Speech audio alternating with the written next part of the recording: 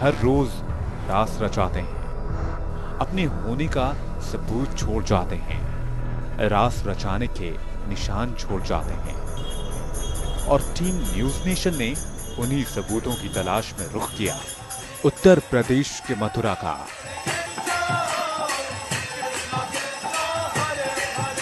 और हमारी मंजिल थी वृंदावन में कई राज समेटे बैठा निधिवन। इस वक्त मैं मौजूद हूँ दिल्ली में और आज हम आपको लिए चलते हैं उत्तर प्रदेश के धार्मिक शहर वृंदावन में। दरअसल मथुरा और वृंदावन भगवान श्री कृष्ण की नगरी कही जाती है और माना जाता है कि यहाँ के निधिवन में आज भी एक राज मौजूद है। कहते हैं कि आज भी आधी रात के बाद भगवान श्री कृष्ण और राधा यहाँ आते हैं, रास रचाते हैं और रंग महल में सोते हैं। आखिर क्या है इस आस्था की वजह, इसी सवाल की आज पड़ताल करेंगे। तो चलिए शुरू करते हैं अपने सफर को। देश की राजधानी दिल्ली से शुरू हुआ हमारा सफर हमें उत्तर प्रदेश के उस शहर की ओर ले गया जिसे भगवान श्री कृष्ण की नगरी कहा जाता है।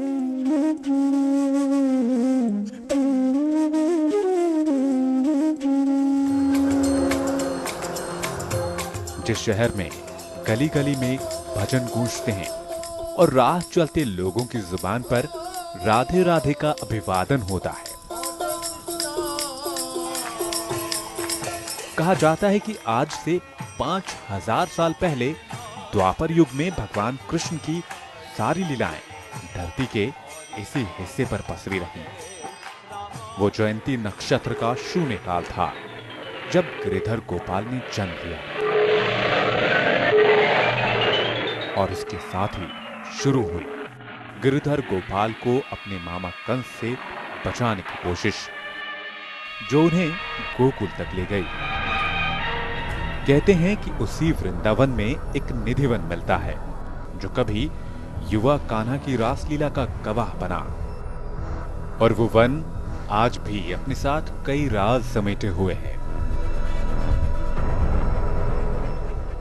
अब हम आ पहुंचे हैं निधिवन। ये वृंदावन का एक अहम तीर्थ है और इससे कई राज जुड़े हुए बताए जाते हैं। सूर्योदय के बाद यहाँ का गेट खोल दिया जाता है और लोग निधिवन को देखते हैं। हालांकि सूर्यास्त के बाद इसके अंदर जाने की इजाजत किसी को भी नहीं होती, किसी जीव को भी नहीं। यहाँ तक कि पशु पक्षी और बंदर भी इस वन के अंदर से बाहर आ जाते हैं। कहा जाता है कि रात होने के बाद जिसने भी निधिवन में झांकने की कोशिश की उसके साथ कोई ना कोई अनहोनी हो जाती है।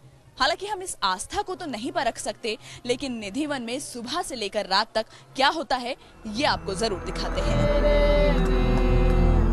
तो क्या वाकई जिन्हें लीलाओं का स्वामी माना गया, ईश्वर का पूर्ण अवतार माना गया, वो आज भी निधिवन में कदम रखते हैं? क्या 5000 साल पहले शुरू हुई ईश्वर की रासलीला आज तक जारी है? वृंदावन का एक बेहद पवित्र और बेहद रहस्यमय तीर्थ स्थल निधिवन। वृंदावन का जो वन करीब 2.5 एकड़ में फैला हुआ है, जिस वन की डालियां नीचे की ओर झुकी हुई हैं और आपस में गुथी हुई मिलती हैं, जिस वन को कान्हा का लीला स्थल माना जाता है, जिस तीर्थ को गोपियों के साथ रास रचाने का कोना माना जाता है। निधिवन करीब 1 किलोमीटर के दायरे में फैला हुआ है और यहाँ पर जितने भी पेड़ पौधे हैं वो झुके हुए हैं और बहुत घने यहाँ पर देखा जा सकता है कि पेड़ पौधे जो हैं और इनकी जो जड़ें हैं एक दूसरे से मिली हुई हैं। बताया जाता है कि जो पेड़ पौधे झुके हुए हैं, रात को जब यहाँ भगवान कृष्ण और राधा रास रचाने के लिए आते हैं तो मानो उनको ढकने की कोशिश ये पेड़ पौधे करते हैं, इसीलिए ये झुके हुए यहाँ पर नजर आते हैं। माना जाता है कि रास रचैया की उस लीला से निधिवन आज भी गुलजार रहता है। निधिवन में रास की वो आस्था सदियों बाद भी जारी है। किशन कन्हैया का वन में अपनी प्रियतमा राधा के साथ रास रचाने के लिए आना बदस्तूर जारी है। आस्था और मान्यता भी इनसे जुड़ी हुई है। बताया जाता है कि जब रात को राधा रानी और श्री कृष्ण रास लीला करते हैं, उस वक्त ये जो पेड़ हैं जोड़ों के रूप में गोप और गोपियां बन जाते हैं और तब भी वो यहाँ पर रास लीला करते हैं और इसीलिए ये जोड़ों के रूप में भी यहाँ पर नजर आते हैं। बेहद खास चीज़ें इस निधि वन में इन पेड़ों से जुड़ी हुई हैं, क्योंकि माना यही जाता है कि रात में श्री कृष्ण और राधा रानी यहाँ पर रास रचाने के लिए आते हैं और अभी भी इसी के चलते शाम होते ही निधि वन के दरवाजों को बंद कर दिया जाता है कि जिससे राधा रानी और श्री कृष्ण यहाँ पर आए और रात में रास रचाएं और उसी के चलते उनको सम्मान देने के लिए और साथ ही क्योंकि धरती को भी वो नमन करते हैं, इसी के चलते जो पेड़ यहाँ पर मौजूद हैं वो भी झुके हुए रहते हैं। उसी वन में अंदर जाने पर मिलता है रंग महल। कभी मथुरा के राजा रहे भगवान कृष्ण का एक ऐसा महल जिसे आज भी लोगों की आस्था जुड़ी हुई है। माना जाता है कि रास लीला रचाने के बाद थके हारे राधा कृष्ण इसी महल में दाखिल होते हैं। राधा का कृष्ण श्रृंगार करते हैं। निधि वन के अंदर अब आपको रंग महल दिखाते हैं। कहा जाता है कि ये कान्हा का रंग महल है और हर रात राधा रानी के साथ कान्हा यहाँ पर आते हैं और यहाँ की जो मान्यता है, कहा जाता है कि ये जो रंग महल इसके अंदर है इसको सजाया जाता है। ये जो पलंग आप देख रहे हैं यहाँ पर ये पलंग मौजूद है, इस पर पूरा श्रृंगार का सामान यहाँ पर रखा जाता है। चंदन का ये पलंग होता है।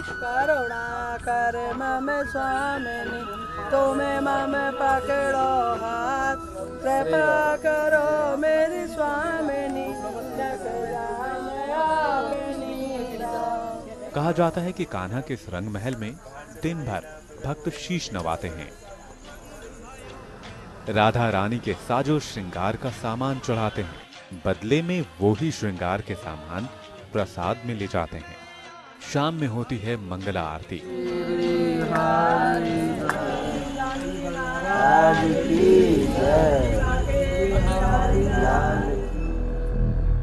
जिसके बाद गोपाल के लिए महल में लड्डू रख दिया जाता है, पान रख दिया जाता है, एक लोटे में पानी रख दिया जाता है, तो श्रृंगार का सामान रख दिया जाता है।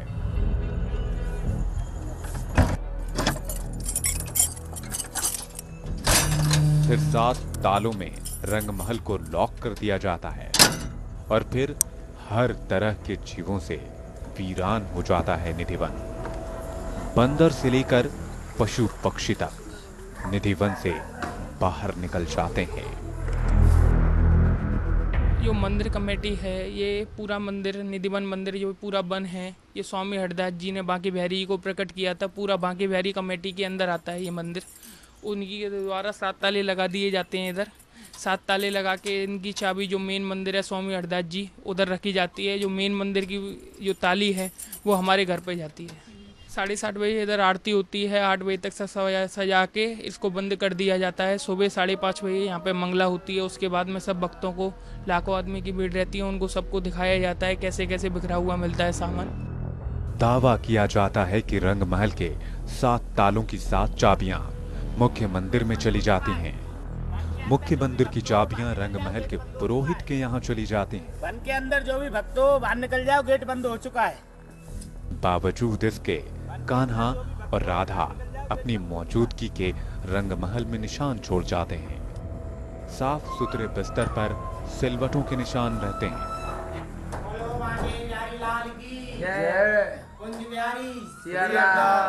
लड्डू का भोग लगाकर जाते हैं, पान कुचल कर छोड़ जाते हैं, तो दातून गीली कर जाते हैं। ऐसे ऐसे निशान जिसके लिए न्यूज नेशन को रात गुजरने तक इंतजार करना था। सुबह होते ही रंग महल के कपाट खुलने का इंतजार करना था। सबसे पहले कान्हा और राधा के महल के दर्शन का इंतजार करना था।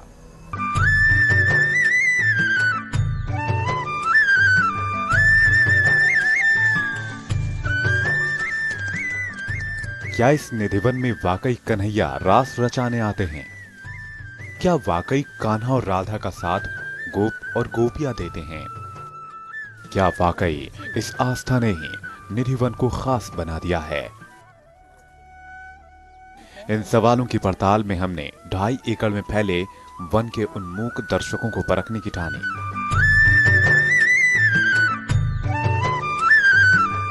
जो वन में रात के अंधेरे में भी बचे रह जाते हैं, और वो हैं यहाँ मिलने वाले तुलसी के पेड़। तुलसी के पौधे तो आपने जरूर देखे होंगे, लेकिन निधिवन में तुलसी के पेड़ मौजूद हैं और शायद यही एक ऐसी जगह है जहां पर तुलसी के पेड़ मौजूद हैं। और आप देख सकते हैं कि कितने घने और ऊंचे ये पेड़ हैं। ये झुके हुए का एक कारण और है, क्योंकि यहाँ भगवान ने रास किया है और करते हैं, और भगवान यहाँ पे खेले कूदे हैं, कीड़ा स्थली करी है। कीड़ा माने भगवान खेलते हैं, जो भी लीला करी है भगवान ने इसी रज में करी है। आप मिट्टी बोलते हैं, हम रज बोलते हैं। वनस्पतियों का विज्ञान कहता है कि तुलसी की प्रजातियां हर जगह मिलती हैं, जिसकी लंबाई 75 से 90 सेंटीमीटर के बीच होती है। अंडाकार आकृति में निकलने वाली तुलसी की पत्तियां 5 सेंटीमीटर लंबी होती हैं। इसके बीज सपाट होते हैं और फूल बैंगनी रंग के होते हैं। जिस तुलसी के पत्ते हरे रंग के होते हैं उन्हें श्री तुलसी कहते हैं, और जिनके रंग गाढ़े लाल होते हैं उन्हें कृष्ण तुलसी कहते हैं। अगर वनस्पति विज्ञान के हिसाब से तुलसी का पौधा ऐसा ही होना चाहिए, तो निधिवन के तुलसी के पौधे ऐसे कतई नहीं हैं। निधिवन में तुलसी के पौधे नहीं, पेड़ मिलते हैं। लंबाई 90 सेंटीमीटर नहीं, 9 फुट तक ऊंची मिलती है। इन तुलसी के पौधों को कभी सींचा नहीं जाता। बावजूद इसके तुलसी के पौधे हरे भरे रहते हैं। ये तुलसी के भी पेड़ हैं, इसमें तमाड़ के भी पेड़ हैं, श्याम लता के भी पेड़ हैं, करील के भी पेड़ हैं, पीलू के भी हैं। आप जी देख रहे हैं, ये सब गोपी का रूप है। इस पे आपको कहीं घोंसला नहीं मिलेगा, क्योंकि रात को भगवान रास करते हैं। इनमें हम पानी नहीं लगाते। आप देख रहे हैं ना, हमने पानी की सब रोकथाम कर रखी है। इसकी जड़ें सब खोखली हैं, आप देख रहे हैं, सारी जड़ें खोखली हैं, सब खोखले हैं। पर हरियाली आपको सब पे मिलेगी, सब पे फूल आ रहे हैं, सब पे पत्ती आ रही हैं। ये गोपी का रूप है, ठाकुर जी का वरदान है। ये कभी भी कान में सूखते नहीं है रूप है। कोई भी आपको वृक्ष यहाँ पे, आप कहीं भी घूमे आओ निधिवन में, हजारों वृक्ष हैं, कोई भी सीधा खड़ा हुआ नहीं है। वो इस धरती को नमन कर रहे हैं, क्योंकि इसी रज को खा के जसोदा मैया को 3 लोग दिखाए थे। आस्था कहती है कि उसी रज कण ने, उसी मिट्टी ने वृंदावन की धरती को खास बना दिया, और खास बना दिया तुलसी के पौधों को। निधिवन का एक ऐसा रहस्य जो विज्ञान को भी चुनौती देता है। पेड़ों का ऊपर की तरफ नहीं बल्कि नीचे की तरफ बढ़ना, बिना पानी के जिंदा रहना और हजारों सालों तक खोखली जड़ों के साथ हरे भरे बना रहना, ये एक अद्भुत तरह की चीज ही है। और हालांकि माना जरूर जाता है कि निधिवन में रात होने के बाद श्री कृष्ण और राधा रासलीला जब करते हैं तो यही सभी पेड़ हैं जो गोपियां बन जाते हैं और उनकी रासलीला में शरीक जरूर होते हैं। लेकिन उसके बावजूद भी किस तरह से ये बिना पानी के और खोखली जड़ों के साथ हजारों सालों तक जीवित हैं, ये एक रहस्य जरूर है। ये एक अनसुलझा प्रश्न जरूर बना हुआ है। दावा किया जाता है कि निधिवन के हर वृक्ष जोड़े में ही होते हैं, जो जोड़े रात में गोपियों के जोड़े बन जाते हैं और फिर राधा कृष्ण के साथ रास के भागीदार बनते हैं। कहते हैं ईश्वर की इस लीला को कोई नहीं देख सकता। वन के अंदर जो कोई भक्त हो वो बाहर निकल जाओ, गेट बंद हो चुका है। जिसने भी इसे देखने की कोशिश की उसके साथ अशुभ ही घटित हुआ। लेकिन क्या वाकई ऊंची ऊंची इमारतों के बीच में निधिवन में रात में झांकने की कोशिश किसी ने नहीं की होगी?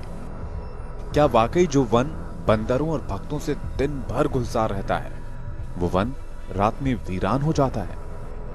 आखिर इस वन को पहचान कैसे मिली? आखिर किसने इस वन को निधिवन का नाम दिया? आखिर ये वन रहस्यमय क्यों बन गया?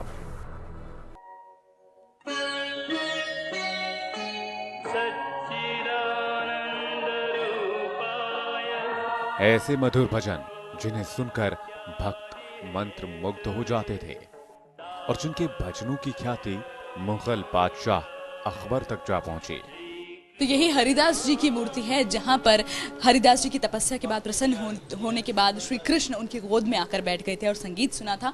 यही यहाँ पर दर्शाने की कोशिश भी की गई है कि उनकी गोद में एक तरफ श्री कृष्ण है तो दूसरी तरफ राधा जी बैठी हुई हैं। यहाँ पर 12 सालों तक उन्होंने तपस्या की और उसी के चलते उनको संगीत का सम्राट भी कहा जाता है। हालांकि बताया जाता है कि एक बार अकबर ने भी हरिदास को उनके महल में गाने के लिए बुलाया था, तो हरिदास ने साफ इनकार कर दिया था और ये कहा था कि वो केवल प्रभु के लिए गाते हैं। हैं। उसके बाद अकबर अपने 9 रत्नों में से एक तानसेन के साथ खुद यहाँ पर आए थे और उनका गाना सुना था, और तभी तानसेन ने भी हरिदास का गाना गाया था। हालांकि हरिदास ने उस वक्त भी तानसेन के गाने में भी गलती निकाल दी थी और इसीलिए उन्हें रमे हुए गायक भी कहा जाता है। हालांकि अभी यहाँ पर उनकी साधना स्थली जो मौजूद है, यहाँ पर लोग आते हैं दर्शन करने के लिए। कथा है कि 550 साल पहले उसी भक्त को सपने में जब बांके बिहारी ने दर्शन दिया तो निधिवन एक खास तीर्थ बन गया। वन से बांके बिहारी की मूर्ति निकली तो हरिदास को गीत सम्राट तानसेन से चुनौती तक मिलने लगी। निधिवन में ही उनकी समाधि है। बांके बिहारी जो मंदिर है, जो मूर्ति वहां पर बांके बिहारी जी की जो मौजूद है, वो यहीं से प्रकट हुई थी। यहाँ पर निधिवन के आचार्य जी हमारे साथ हैं, उन्हीं से बात करते हैं।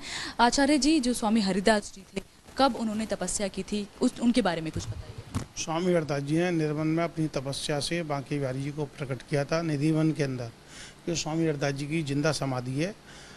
जमीन 2 बार फटी, या तो सीता जी के लिए या स्वामी हरिदास जी के लिए। जब समाधि ली थी स्वामी हरिदास जी ने तो जमीन फटी, नीचे समा गई।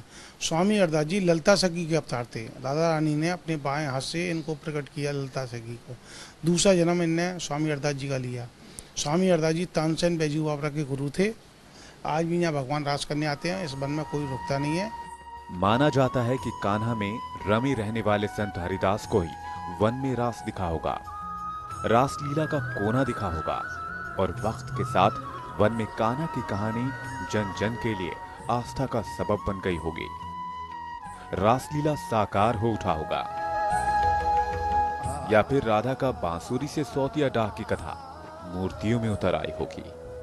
निधिवन में अब आपको बंसी चोर राधा रानी के मंदिर में लिए चलते हैं। ये है बंसी चोर राधा रानी का मंदिर। कहा जाता है कि एक बार राधा जी ने श्री कृष्ण की बंसी और मुकुट चुरा लिया था, और इसके अंदर अगर बढ़ते हुए मैं आपको दिखाना भी चाहूँ तो यहाँ पर जो प्रतिमाएं, जो मूर्ति यहाँ पर बनी हुई हैं, वो राधा रानी की जो मूर्ति है, उन्होंने श्री कृष्ण का रूप धारण किया हुआ है। उनकी बंसी चुराई हुई है और उनका मुकुट चुराया हुआ है, और उनके दोनों तरफ राधा रानी की दोनों सहेलियां हैं, ललिता और विशाखा। कहा जाता है कि क्योंकि रासलीला श्री कृष्ण किया करते थे, बंसी जब बजाया करते थे, वो तो जो 16,108 गोपियां थी, वो दौड़ी दौड़ी उनके पास चली जाया करती थी। तो उसकी के बाद राधा रानी ने और उनकी सखियों ने ये सोचा कि क्यों ना उनकी बंसी चुरा ली जाए, जिससे श्री कृष्ण के पास उन्हें ना जाना पड़े, जो रासलीला वो करते थे। लेकिन उसके बाद भी राधा रानी ने उसके बाद ही ये अवतार लिया था। हालांकि कहा जाता है कि श्री कृष्ण के घर में 9 लाख गायें थी, उसके बाद भी माखन चोरी करके ही, गोपियों के घर से माखन चोरी करके ही श्री कृष्ण खाया करते थे।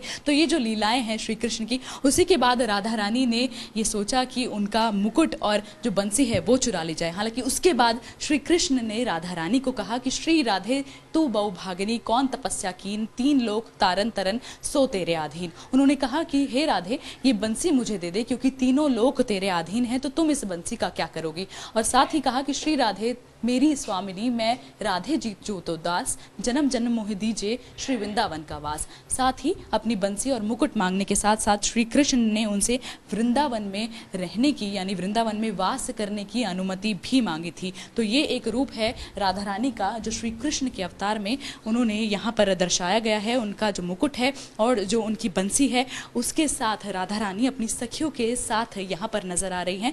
तो जो ये निधि वन है, यहाँ पर ये बेहद खास जगह है, जहाँ पर राधा रानी का भी एक खास मंदिर बना हुआ है, जहाँ पर श्री कृष्ण के अवतार में वो नजर आ रही हैं। कृष्ण की नगरी मथुरा में कान्हा के निशान पसरे मिलते हैं, कान्हा के जन्म का स्थान मिलता है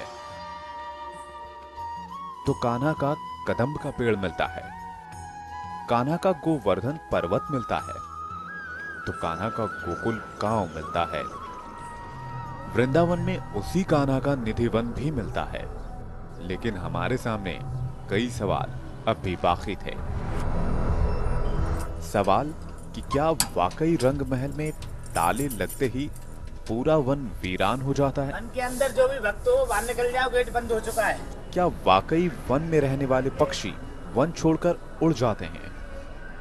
दिन भर डेरा जमाए रहने वाले बंदर वन से बाहर निकल जाते हैं? और क्या रंग महल में कान्हा अपनी मौजूदगी के निशान छोड़ जाते हैं? निधिवन में अगर आप आएंगे तो आपको बड़ी संख्या में बंदर भी यहाँ पर नजर आएंगे। हालांकि दिन भर ये बंदर इसी तरह निधिवन में इधर से उधर घूमते जरूर रहते हैं और जो श्रद्धालु यहाँ आते हैं यहाँ पर उनको भी कुछ परेशान जरूर करते हैं। लेकिन शाम होते होते जैसे ही यहाँ पर सूर्यास्त होता है तो उसी के समय यहाँ पर से सब पशु पक्षी और जितने भी बंदर यहाँ पर मौजूद होते हैं वो भी सब बाहर निकल कर चले जाते हैं, क्योंकि माना जाता है कि जिस तरह से सूर्यास्त के बाद जो निधिवन के कपाट हैं वो बंद कर दिए जाते हैं। कहा जाता है कि शाम होने के बाद कोई भी यहाँ पर नहीं आता है और रंग महल के कपाट भी बंद कर दिए जाते हैं इसी के चलते। तो उसी के चलते यहाँ मान्यता ये ज़रूर है कि इसी वजह से भी जो यहाँ पर बंदर हैं, पशु पक्षी हैं, चिड़िया हैं, वो भी यहाँ से बाहर चले जाते हैं और इस निधिवन को पूरी तरह से खाली कर देते हैं। हालांकि हम कह जरूर सकते हैं कि ये एक जानवरों का व्यवहार जरूर है कि जैसे जैसे शाम होती है, जैसे जैसे रात होती है, वैसे वैसे वो अपना ठिकाना बदल लेते हैं। पर जिस तरह से यहाँ पर मान्यता है, जिस तरह से कहा यही जाता है कि यहाँ पर किसी को भी इजाजत नहीं है शाम होने के बाद निधिवन के भीतर आने की, क्योंकि शाम होने के बाद यहाँ पर आधी रात के बाद श्री कृष्ण और राधा यहाँ पर आते हैं रोजाना और रासलीला यहाँ करते हैं। यहाँ पर वो विश्राम करते हैं और जो भी इस वन के भीतर झांकता है उसके साथ कुछ अनहोनी जरूर हो जाती है। तो इसी के चलते यहाँ ये मान्यता जरूर है, कहा यही जाता है कि इसी के चलते यहाँ पर बंदर भी यहाँ से बाहर चले जाते हैं। निधिवन का एक ऐसा सच जो पुजारियों से लेकर भक्तों तक हर किसी को हैरान करता है। जितने भी आप वृक्ष देख रहे हैं ये बहुत पुराने वृक्ष हैं, ये सब गोपी का रूप बनते हैं। और जितने आप बंदर देख रहे हैं, दिन में बंदर यहाँ हजारों की संख्या में, रात में कोई नहीं रहता है। पता नहीं, ये तो एक मेरे मन में भी सवाल है कि पता नहीं वो लोग जैसे ये जानवर हैं, बंदर इतने हैं यहाँ पे, ये भी तो देखते होंगे या पता नहीं अपने आप निकल जाते हैं, यहीं रहते हैं, ये तो हमें बता नहीं सकते। यहाँ रहस्य तो है ही, मतलब कुछ न कुछ रहस्य नहीं, बहुत बड़ा रहस्य होगा जिसका अभी तक कोई उजागर नहीं कर सकता। लोग कहते हैं कि यहाँ रात को कोई नहीं रुकता, न पशु न पक्षी न कुछ और। आखिर सूरज ने जैसे ही निधिवन को अलविदा कहा, निधिवन को वीरान करने की तैयारी शुरू हो गई। जो भी भक्तों बाहर निकल जाओ, गेट बंद हो चुका है। निधिवन के पुजारी ने हर शाम की तरह आवाज दी और तस्दीक की, कोई भक्त निधिवन में रुका न रह जाए, कान्हा और राधा की रासलीला में खलल न पड़ जाए।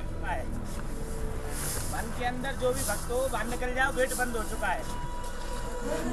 लेकिन इस आदेश के साथ ही वो बंदर भी निधिवन खाली करने लगे, जिनके लिए न तो ताला कोई मायने रखता है और न ही चार दीवारी, जिनको हमेशा से पेड़ों से भरा वन रास आता है, जिनका घुप अंधेरे में आशियाना होता रहा है। लेकिन इन बंदरों को देखकर ऐसा क्यों लगता है जैसे इन्हें वन खाली करने का आदेश मिला हो। निधिवन में जब सारे भक्त सूरज अस्त होने के बाद वन खाली करने लगते हैं, पूरी तरह से वन में सन्नाटा छाने लगता है, तो बंदर भी वन को वीरान करने लग जाते हैं। बंदरों के इस व्यवहार में वैसी ही पहेली छुपी है जैसी तुलसी के पेड़ों में छिपी है। बंदर अगर हर शाम वन छोड़ देते हैं तो तुलसी के साथ साथ हजारों पेड़ों में से किसी भी पेड़ पर पक्षी नजर नहीं आते। तो क्या इसी तरह कुछ होता है रंग महल में भी? क्या सुबह होने पर रंग महल का सच सामने आ सकता है? हम रोज देखते हैं, वैसे तो रोज यहाँ पे आरती करने आते हैं तो रोज देखते हैं, लोटा कभी कभी फैला हुआ मिलता है, गिरा हुआ मिलता है, और जो आपका वो है दातुन चबी हुई मिलती हैं, पान चबा हुआ मिलता है, कभी पान चबा हुआ मिलता है, कभी लड्डू भी खाया हुआ मिलता है। उस रंग महल को रात 8:30 बजे की आरती के बाद पुरोहित ने 7 तालों में बंद कर दिया।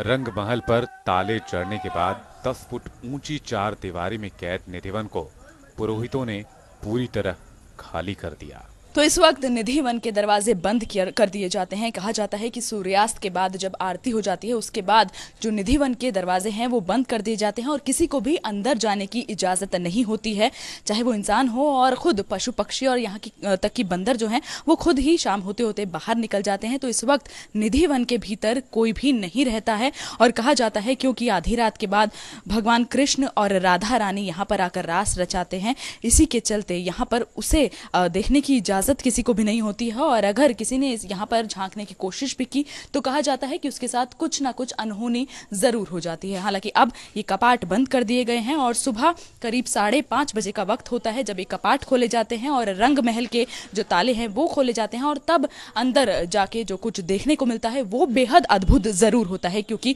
वहाँ पर जो श्रृंगार का सामान रात में रखा जाता है, दातून रखी जाती है, कलश में पानी रखा जाता है और साथ ही पान और लड्डू रखे जाते हैं, वो सब वहाँ पर पान जो होता है और लड्डू होते हैं वो खाए हुए मिलते हैं, और साथ ही जो सेज सजाई जाती है वो भी वहाँ पर, उस पर भी सलवटें मिलती हैं। तो ये एक तथ्य, एक ये प्रमाण ज़रूर मिलता है कि ज़रूर यहाँ पर रात में अद्भुत होता है। और जिस तरह से मान्यता है कि श्री कृष्ण और राधा वहाँ पर आते हैं, विश्राम करते हैं, राधा का श्रृंगार गृह उसको कहा जाता है, तो कुछ ना कुछ ज़रूर वहाँ पर होता है। हालांकि सुबह ज़रूर हम आकर देखेंगे कि रात भर के बाद क्या सच में रासलीला यहाँ पर होती है, और सुबह को किस तरह से यहाँ का जो माहौल है और जो अंदर श्रृंगार भवन है, रंग महल है, वहाँ पे किस तरह का दृश्य देखने को मिलता है।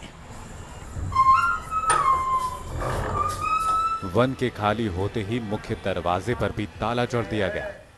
हर कोई अपने अपने घर चला गया, लेकिन सुबह सुबह जब दरवाजा खुला तो गोपाल के जयकारे लगने लगे।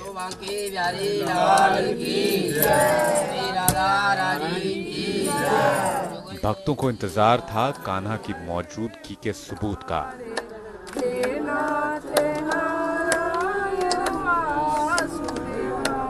और आखिर पुरोहित ने जिन चमत्कारों को सबके सामने रखा उस पर यकीन करना मुश्किल हो गया। सूर्योदय होते ही रंग महल के कपाट खुल जाते हैं और उसके बाद यहाँ पर जो नज़ारा होता है सबसे पहले वही हम आपको दिखाएंगे, क्योंकि कहा जो जाता है कि आधी रात होने के बाद श्री कृष्ण और राधा रानी यहाँ पर आते हैं, रास रचाते हैं, और यही वो रंग महल है जहाँ पर कहा जाता है कि वो आकर विश्राम करते हैं। सबसे पहले आप देख सकते हैं, दिखाएं आपको, तो यहाँ का जो सामान है, श्रृंगार का जो सामान होता है वो बिखरा हुआ नज़र आता है, अस्त व्यस्त नज़र आता है। साथ ही जो पान है वो चबा हुआ मिलता है यहाँ पर। सुबह जब भी कपाट खुलते हैं, हालांकि रात को बंद किए जाते हैं कपाट और सुबह में खुलते हैं। आपसे मैं रोहित जानना चाहूँ तो क्या कुछ देखने को मिलता है सुबह जब कपाट? श्रृंगार का सामान कैसे फैला हुआ मिला है, ये बंसी है वो नीचे मिली है, ठाकुर जी की मुकुट हैं वो बिल्कुल अलग मिले, तकियों पर जो हमने रखे थे, और जो ओढ़नी थी रखी थी राधा रानी के लिए वो खुली हुई मिली है, और यहाँ पे लड्डू पान हैं जो चबाए हुए हैं। अगर दिखा सकें आप तो लड्डू पान और होगा, ये पान आप देख सकते हैं कैसे छपे हुए हैं। पान आप देख सकते हैं कि ऐसे लग रहा है कि हाँ किसी ने इसको खाया है। चबे हुए पान यहाँ पर नज़र आ रहे हैं। दातून जो होती है वो गीली दातून होती है, लगता है कि कोई उसका उपयोग करके गया है। देख सकते हैं आप कि जो पान है वो रखा जाते हैं रात को यहाँ पर, और सुबह में इस तरह का यहाँ पर मिलता है। रोज़ाना इसी तरह रहता है या कुछ अलग अलग? रोज़ाना कुछ अलग अलग मिलता है, जैसे कभी श्रृंगार का सामान खुला हुआ नहीं मिलता तो दातून मिलती है, कभी दातुन मिल जाती है वो नहीं मिलता है, ऐसा हो कोई भी होता है। मतलब ऐसा नहीं कि रोज यही हो, रोजाना अलग अलग। हाँ, रोजाना अलग अलग, कभी साड़ी खुली हुई मिलती है, कभी कुछ ऐसा श्रृंगार का सामान। भक्त दूर दूर से आते हैं सुबह दर्शन करने के लिए भी। दरवाजे खुलने से पहले जैसे हमने देखा कि बहुत आते हैं ठाकुर जी ने क्या यूज़ किया है सब, और वही सामान जो श्रृंगार का सामान जो यहाँ पर होता है वही प्रसाद में दिया जाता है। हाँ, प्रसाद में दे दिया जाता है सभी भक्तों को। श्रृंगार का सामान हुआ और जो प्रसाद हुआ लड्डू हुआ वो सब भक्तों को बांट दिया जाता है। साफ तौर पर जो आस्था यहाँ से जुड़ी हुई है, कहा जो जाता है कि भगवान श्री कृष्ण और राधा रानी हर रात यहाँ पर आते हैं, रास रचाते हैं। वही एक नज़ारा यहाँ पर देखने को मिला।